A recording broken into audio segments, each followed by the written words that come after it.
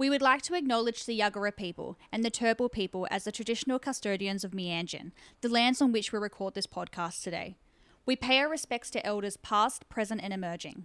Always was, always will be, Aboriginal land.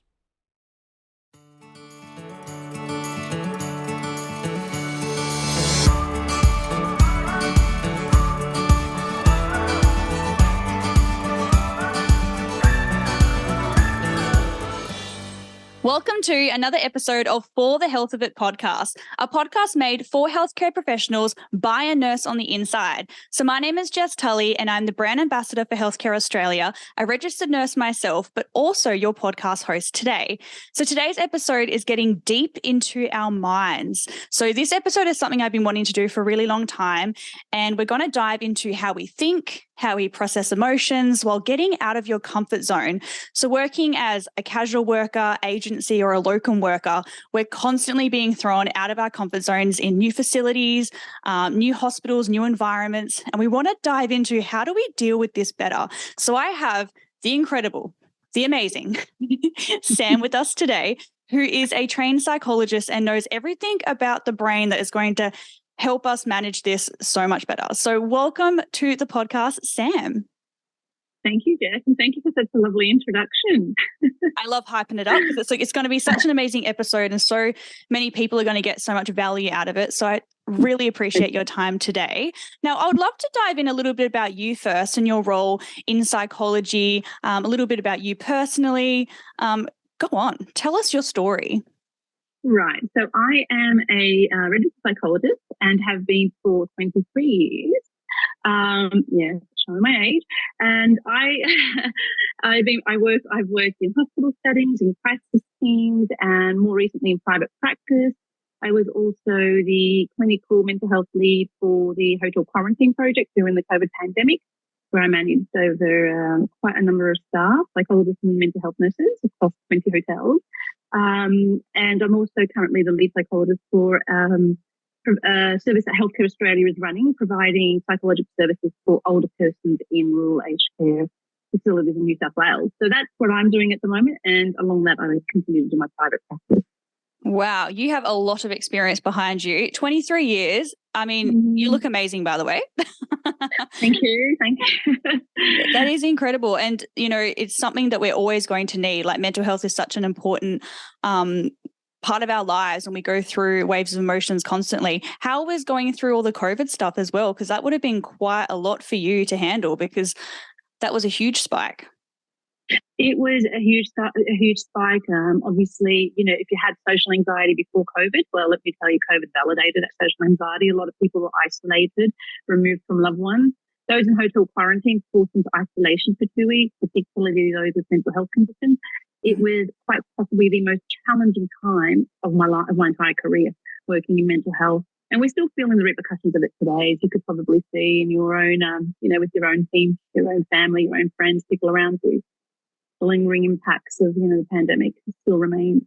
Absolutely. Well, you're going to be a busy woman for a very long time by the sounds of it. So thank you again for coming on today. I get asked a lot because I've been doing like agency style nursing for about 5-6 years now.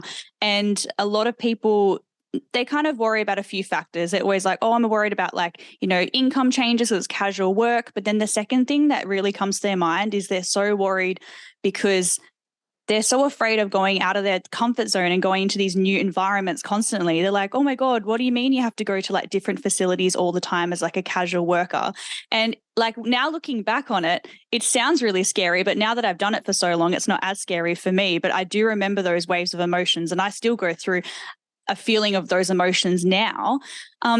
What kind of tips would you give for people that wanting to go down this path of doing either a locum style like travel nursing or joining the agency world and going to these new facilities, but they're really, really, really nervous? What tips would you give for these individuals?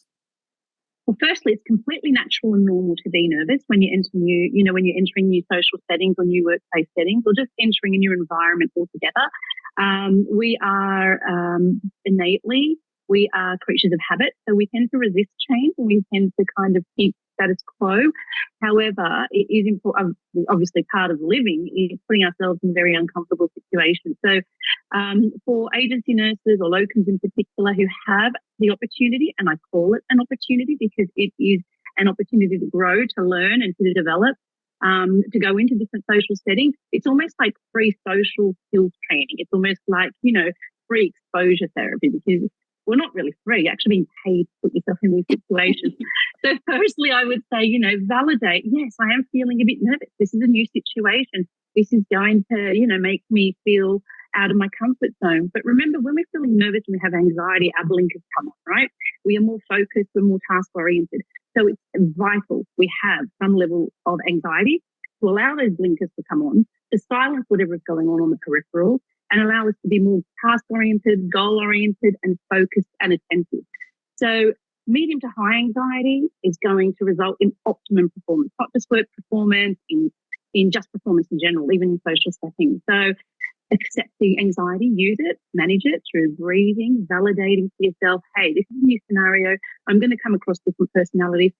I don't know who I'm going to be with. And that uncertainty is the opportunity for you to push through it, change your mindset to a mindset that's like, this is an opportunity. What challenges am I going to be confronted with? What have I done in the past? I'll overcome it.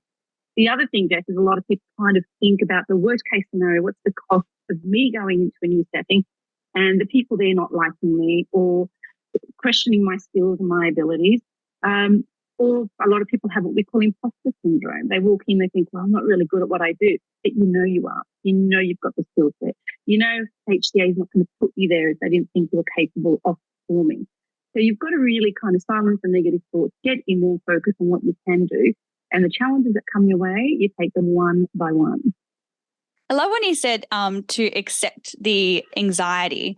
Like that was a really good point, because it's like we're all going to feel anxiety at some point of our lives, and we all kind of put it as a negative thing, like it's a bad thing and you shouldn't get anxious and you shouldn't have anxiety.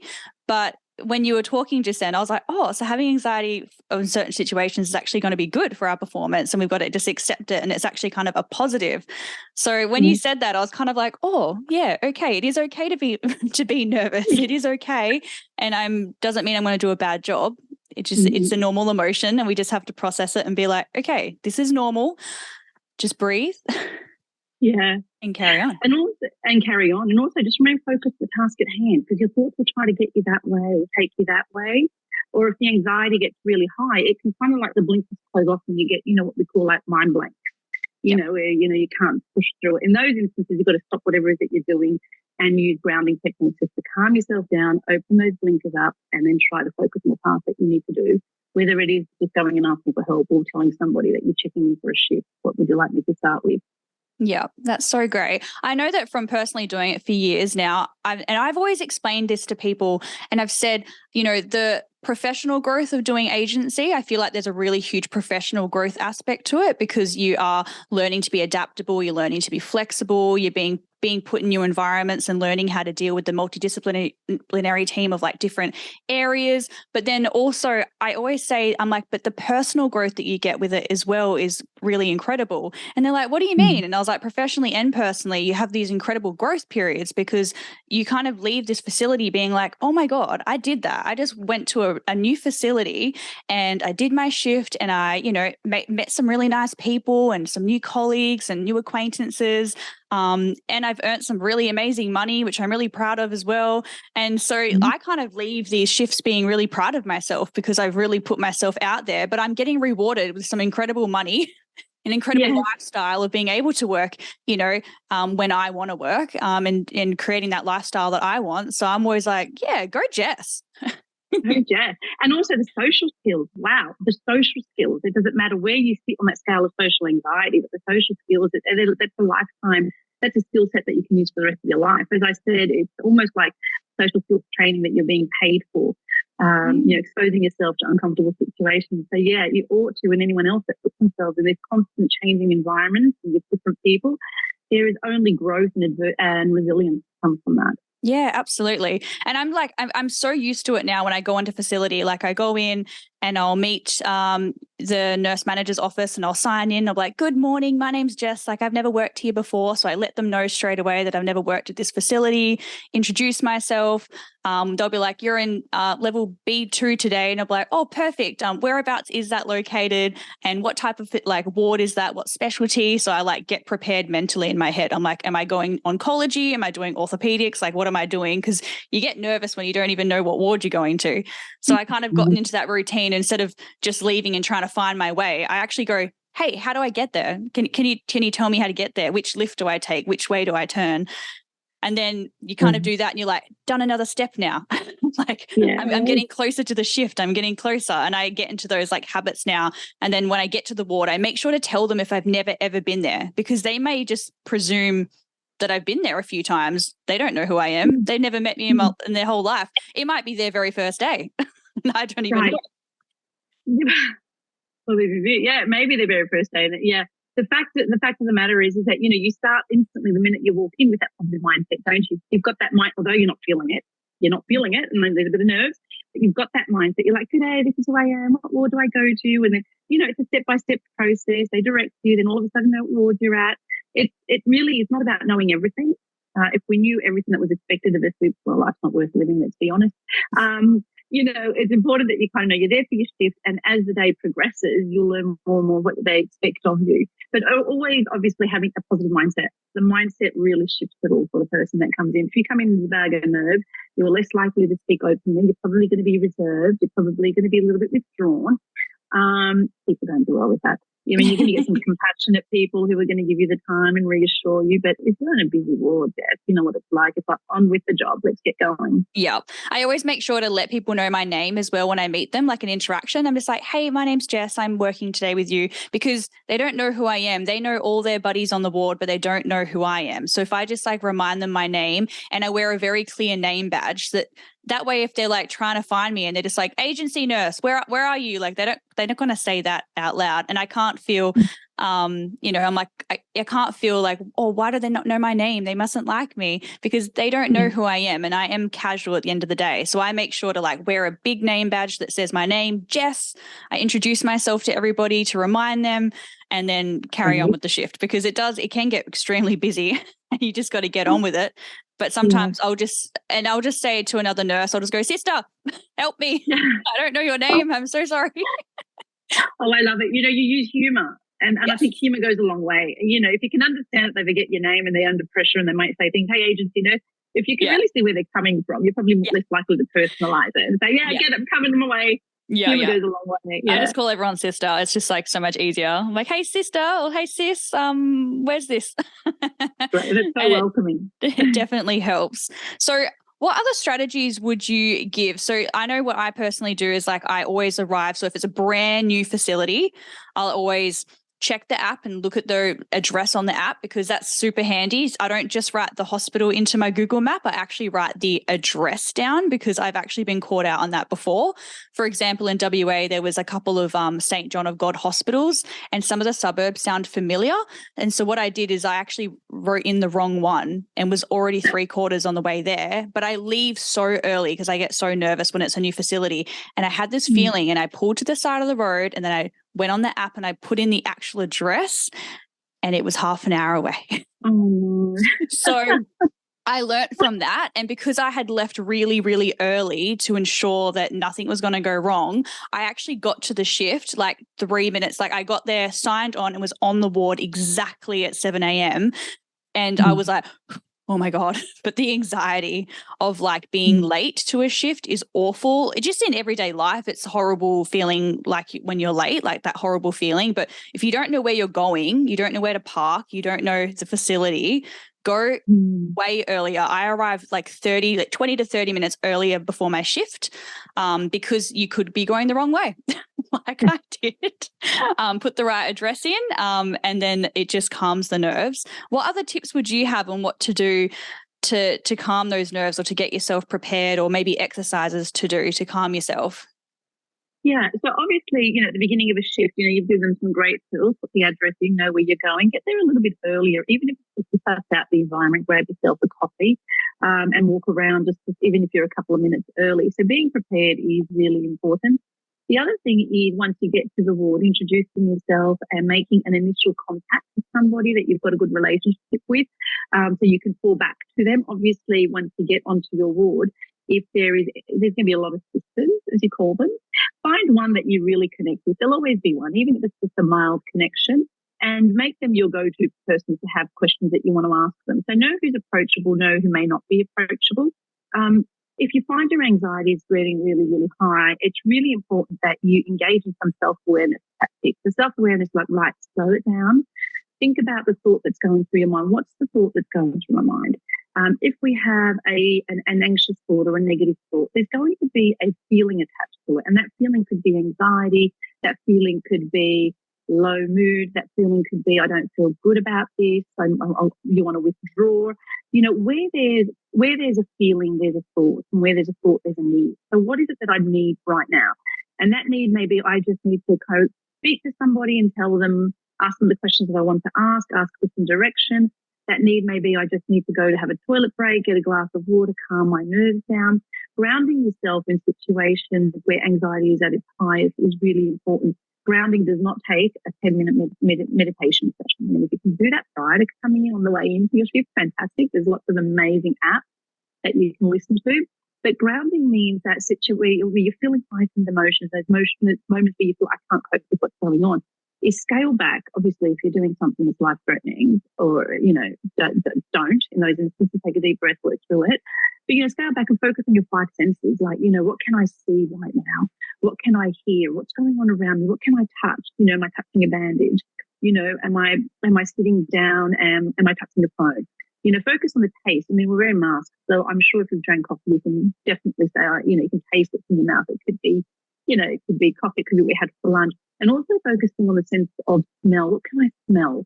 It really, when we focus on the five senses, it distracts our thoughts from whatever nerves we've got going on, negative thoughts, and it gets us grounded and present with the current moment. Naturally, we can't always achieve it in the first time round, but it's an exercise that can take no more than 1 to 2 minutes. It's an easy exercise to do.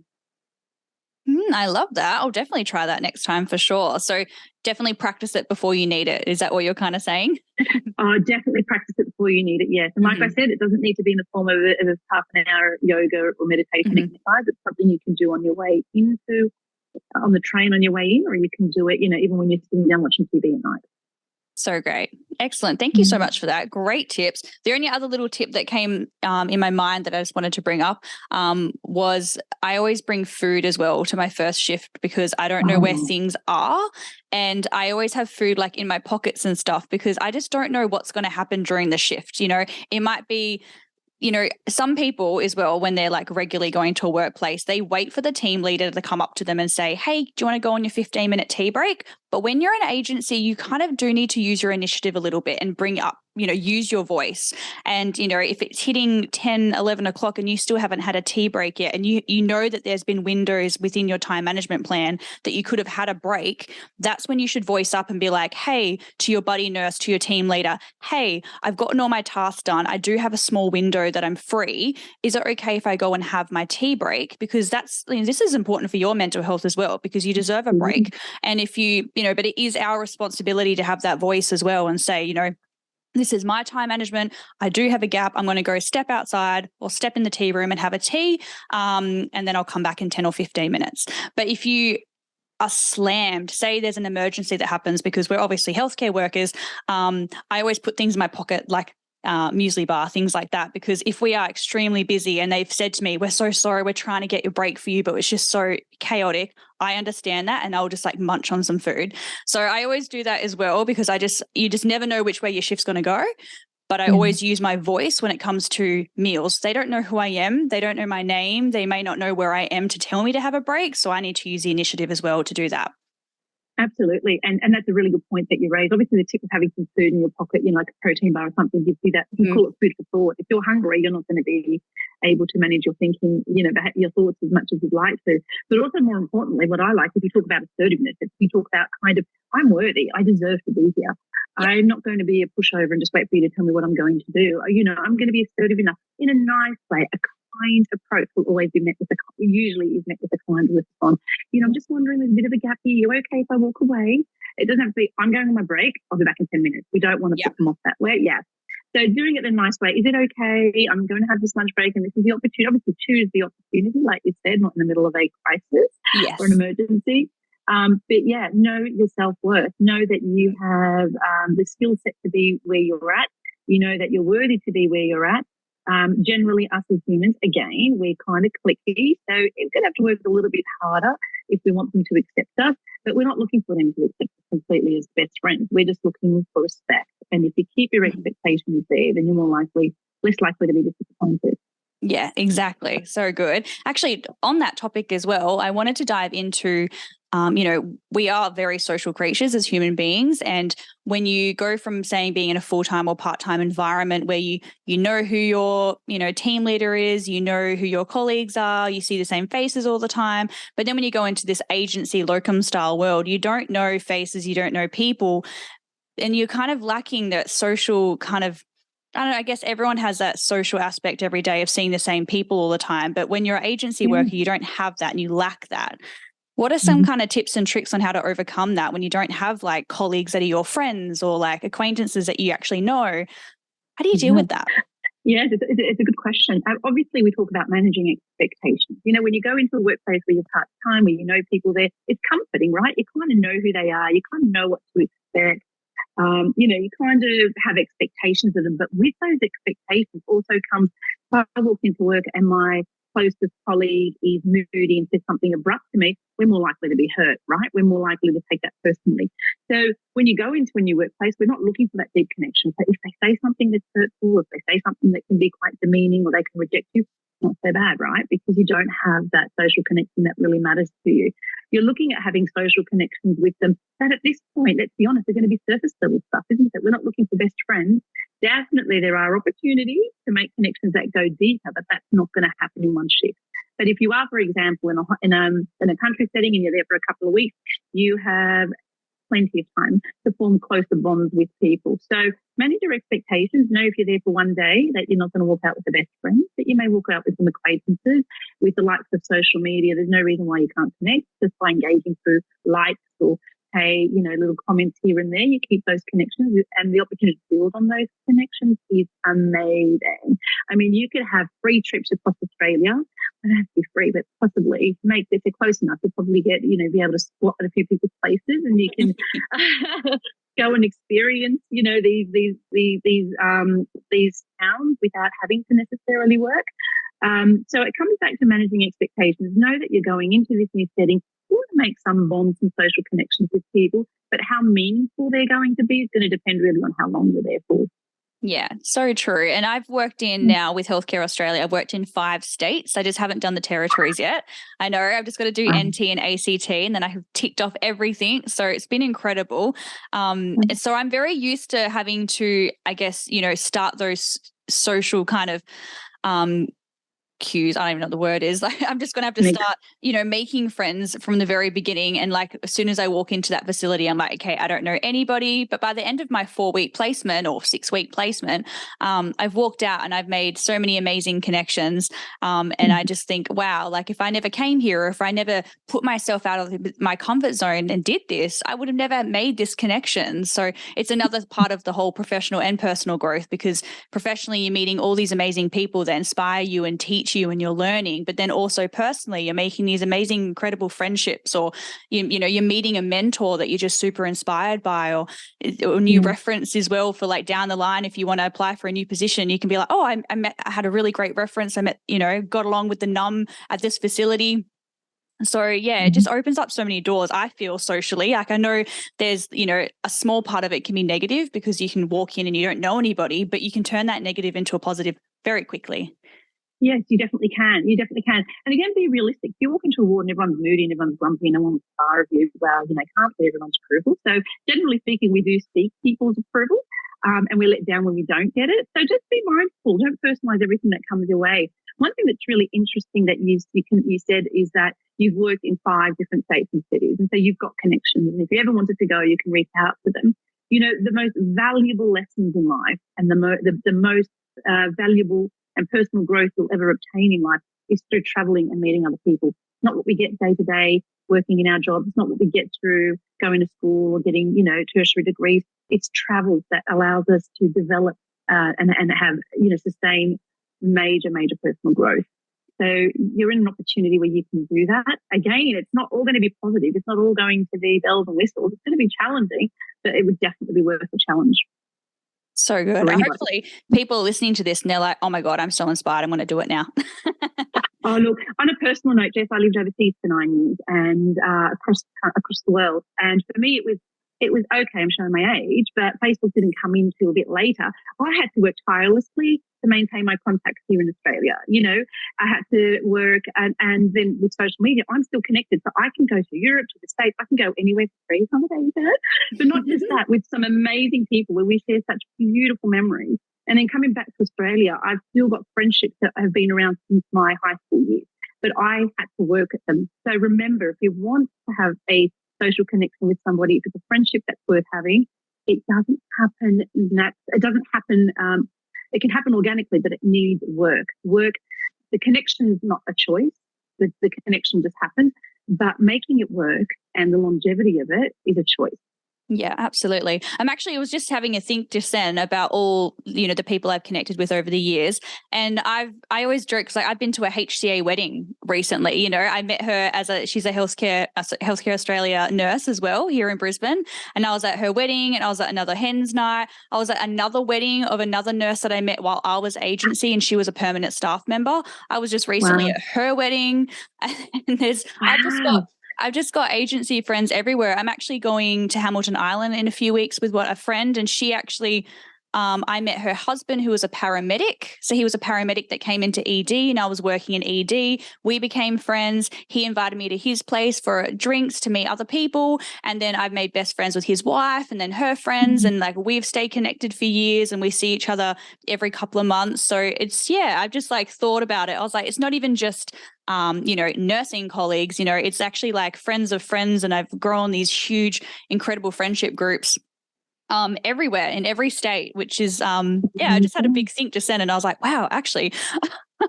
I've met a lot of amazing people, haven't I? And you've got to make a lot of money to go to all those weddings, just saying. Yeah, I know. I've got to buy all these gifts. I've got to keep doing some agency shifts to buy the gifts. If they start making you godmother, you're done because you signed up for a lifetime of spending on these children. But no, I think it's a beautiful way to look at it. We also have a lot of staff who are international. So, I know for me, when I was living overseas, first thing I did was buy dogs so I could connect with people at the park because I knew there was no other way I was going to make friends. But with these international staff that work for HCA, that also enables them to make informed bonds here. Meaning and purpose comes from having social connectedness. Social connectedness gives us a meaning and purpose for living and increases our overall emotional well-being. So it is vital to maintain social connectedness. That's so great. We actually host with Healthcare Australia. We try to host quiz nights for our international staff, so they all kind of come together. And I've actually been to about a handful myself, just so I can meet everybody. And they've all been to Australia for 1 to 2 weeks. Some of them have been there for about a month, and they all come together to this quiz night. They don't know anybody. They've literally all come by themselves. They don't know anybody. And by the end of that quiz night, everyone is so close, and then we all follow each other on social media. And then I see them skydiving together the next week. And then I see another group of them in Bali together. And then another one are going on a contract in Alice Springs together. And they make friends so quickly because we try to make these networking events for our internationals as well. And we've got Facebook groups where we connect them as well. They just get very well looked after as soon as they come to Australia. They're so nervous, but we try so hard to have these events to kind of get them all connected together. And it's so awesome to see. Oh, it's such a great initiative. So happy to hear. Yeah. And we definitely on social media as well, even myself, if anyone wants to reach out to me on Instagram or Facebook, I already have a lot of people. And that's why I wanted to speak with you today, because I have them messaging me saying, hey, I've got my first shift in 2 days. I'm so terrified. I'm so nervous. Can you give me some feedback of what I should do and how to calm myself down? And, I'll send them voice messages. I'll call them. I'll message them. It's always the same advice that I give, but that's why I thought this episode would be so good, because it's such a common conversation I have with people, on a weekly basis, I feel, whether it's friends of mine that are doing agency or brand new people, or they've just found me on social media. So it's something that goes through our minds constantly. And it's just that fear of what if people don't like me? Or what if I'm, what if I'm really bad at my job? And I'm like, you're not a bad nurse. You're not going to be bad at your job because you're in a new facility. Yeah, no, of course not. And if you make a mistake, own it and say, oh, sorry, could you guide me? Obviously, it's not a major mistake. But also remember that, a little bit of anxiety is actually quite, what's the word I'm looking for? Quite humbling, right? When we're a bit concerned about whether we've got the skill set to do it, we're more likely to go learn more. We're more likely to do our research and upskill ourselves and get us, and get us equipped for whatever it is we need to do. I myself, I'm actually naturally an introvert and very shy. So I have lots of instances, particularly when I meet new clients in private practice, where I feel like I need to work beyond this shyness, and I don't need to reveal to them that I'm a bit anxious here and I need to get through this interview. So it's completely natural, and it helps me just grow, and it gives me, and I focus a lot on my strengths. That's my weakness, but I focus on my strengths. My other strengths could be I relate well to others. I know how to, when someone's listening, how to do active listening and how to feed back to them and how to make them feel good about themselves. Focus on your strengths rather than we've all got weaknesses. We've all got flaws. But we've also got a great deal of strength that we can draw on in these situations, in any situation, really. Absolutely. That's so true. Well, this has been such a great episode. Like, I already feel fired up to go into my next shift. Like, I'm ready. I want to go to a new facility right now. That's great. I'm so happy to hear. No, honestly, you gave really incredible tips. You spoke so well as well. Like, you can definitely tell that you know what you're talking about, and you can tell you're an absolute professional in what you do. So thank you so much for giving us your time today, and all your knowledge, because these skills are going to be extremely useful for healthcare workers, and even not healthcare workers, just anyone going into new environments, I think, can benefit from this episode. Oh, absolutely. It's an absolute pleasure, and thank you so much for giving me the opportunity. Thank you so much. And if anyone has any questions for Sam, you can message me on Instagram, and I can forward them on as well. But thank you so much again for the health of it. And if you have time, jump online and do a quick review. We would so appreciate it on Spotify, YouTube, or Apple Podcasts. So thanks again. Thanks, Jess. Bye. Bye.